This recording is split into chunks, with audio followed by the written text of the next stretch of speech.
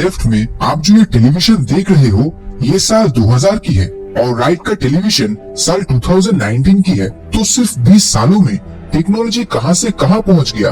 और ये चीज शायद ही किसी ने एक्सपेक्ट किया होगा कि 20 सालों में हम टेक्नोलॉजी के फील्ड में इतना ग्रो करेंगे।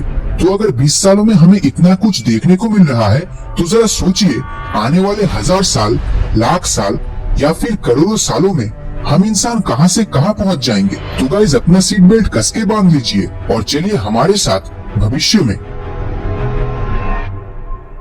चेरनोबिल एक ऐसी जगह जिसके बारे में शायद आप में से बहुत लोगों को पता है, लेकिन जिनको नहीं पता उनके लिए बता दूं, 26 अप्रैल 1986 में यूक्रेन के प्रयापित शहर में चेरनोबिल न्यूक्लियर पावर प्लांट के 4 नंबर रिएक्टर में एक बेहद बड़ा धमाका हुआ, जिस एक्सप्लोजन में 8 टन रेडियो एक्टिव मटेरियल प्रयापित शहर के चारों तरफ तेजी से फैल गया, जिसके चलते चेरनोबिल जोन के चारों तरफ का रेडिएशन धमाके के 34 साल बाद भी इतना ज्यादा है कि वहाँ आज के समय रहने से हमें कैंसर जैसी बीमारी होना लगभग निश्चित है। तो यहाँ का रेडिएशन खत्म होने में और फिर से इंसानों के रहने के काबिल बनने में 22,000 सालों तक का समय लग जाएगा और तब तक हम इस दुनिया से ऑलरेडी जा चुके होंगे।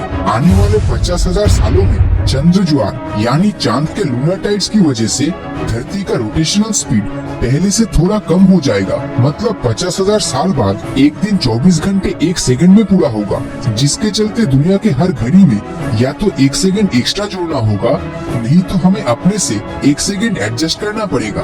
तब के रात का आसमान आज की तरह बिल्कुल भी नहीं रहेगा। और अगर तब आप आसमान के तारों को ध्यान से ऑब्जर्व करेंगे तो आपको बहुत से कॉन्स्टेलेशन यानी नक्षत्र मंडल देखने मिलेगा। लेकिन आने वाले 1 लाख सालों में हमारी धरती के साथ साथ हमारा सोलर सिस्टम अंतरिक्ष में इतनी दूरी तय कर लेगा कि तब यही कॉन्स्टेलेशन को देख पाना हमारे लिए बहुत मुश्किल हो जाएगा। और इतने लंबे समय में हम हमारी पड़ोसी मार्स यानी मंगल ग्रह को पूरी तरह से इंसानों के रहने के लायक बना लेंगे। तब मार्स पर रहना और धरती पे रहना बिल्कुल एक जैसा ही लगेगा। आने वाले 5 लाख सालों में धरती के साथ मिनिमम 1 किलोमीटर डायमीटर वाले एस्टेरॉयड के टक्कर होने की बहुत ही हाई पॉसिबिलिटीज रहेगी, जो धरती के सतह पे 400 किलोमीटर फैला हुआ एक गड्ढा बना देगा, जो धरती के चारों तरफ बहुत ही भयानक तबाही फैलाएगा। इन तबाही में इतनी जगह जल जाएगी कि आग से उत्पन्न होने वाले धुएं में सांस लेने में भी तकलीफ होगी। अगर ये सब सुनकर आपको अपनी धरती पर रहने की इच्छा है तो थोड़ा रुक जाइए, क्योंकि 10 लाख साल बाद धरती पर होगा सुपर वोल्केनिक इरप्शन और ये इतना खतरनाक होता है कि सुनामी से भी ज्यादा तबाही मचाने की काबिलियत रखता है। इस तबाही में 3000 क्यूबिक किलोमीटर के जितनी पूरी एरिया को गर्म लावे से भर देगा और ये एरिया इंडिया के सबसे बड़े नेशनल पार्क को आराम से लावा के चादर से ढक सकता है। लेकिन सबसे बड़ा खतरा इनके लावा में नहीं बल्कि इनसे उत्पन्न होने वाले धुएं में होता है, क्योंकि आखिरी बार सुपर वोल्केनिक इरप्शन आज से लगभग 75,000 साल पहले हुआ था इंडोनेशिया में, जिसे टोबा सुपर इरप्शन भी कहा जाता है, जिसमें दुनिया के लगभग 90% पेड़ पौधे ग्लोबल वोल्केनिक विंटर के चलते बिना सूरज की रोशनी के खत्म हो गए थे। साइंटिस्टों का अनुमान है कि इस हादसे के चलते दुनिया में बस 3 से 10,000 लोग ही जिंदा बचे थे। लेकिन हम खुशकिस्मत है कि हम इस 20th सेंचुरी में पैदा हुए हैं, मगर सिर्फ पैदा होने से ही काम नहीं चलने वाला, हमें अपना जीवन अच्छे से जीना होगा। इससे पहले हम जाने वाले हैं फिर से 10 लाख साल भविष्य में। तो अगर अब तक इंसानी सभ्यता जिंदा बचा तो हम टाइप 3 सिविलाइजेशन को अचीव कर ही लेंगे, जिसे दुनिया का नहीं बल्कि ब्रह्मांड का सबसे एडवांस टेक्नोलॉजी मानी जाती है, जिसके जरिए हम हमारे गैलेक्सी के पूरे सोलर एनर्जी का इस्तेमाल कर पाएंगे। लेकिन आज 2019 में हम अपने सूरज का 0.5% एनर्जी भी इस्तेमाल नहीं कर पाते हैं और तब हम इस पूरे मिल्की वे गैलेक्सी के जितने भी सितारे हैं उन सभी के सोलर एनर्जी को इस्तेमाल करने की काबिलियत रखेंगे। आने वाले 5 करोड़ सालों में मंगल का चांद फोर्ब्स अपने एक्सिस से डिस्टेबिलाइज हो जाएगा और मंगल ग्रह के टाइडल फोर्सेस के चलते फोर्ब्स धूल में बदलकर मंगल के चारों तरफ शनि ग्रह की तरह एक रिंग बनाएगा। तो शनि ग्रह से याद आया, आने वाले 10 करोड़ सालों में शनि ग्रह के इर्द गिर्द मौजूद पत्थर और हिल्स या तो सैटर्न के ग्रेविटेशनल फोर्स से मुक्त हो जाएगा, नहीं तो शनि ग्रह के अंदर चला जाएगा और सैटर्न का ये खूबसूरत रिंग हमेशा के लिए गायब हो जाएगा।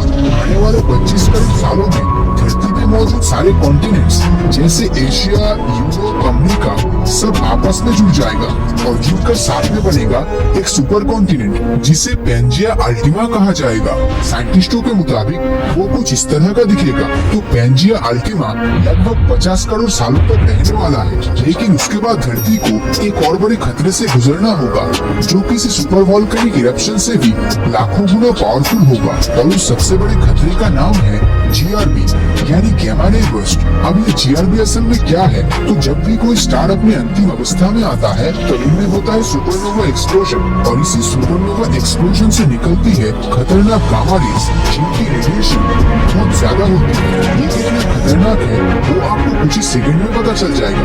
हमारा सूरज हर second 3.86 into 10⁻26 watt solar energy radiate करता है, और ये पिछले 4.75 बिलियन सालों से करता आ रहा है।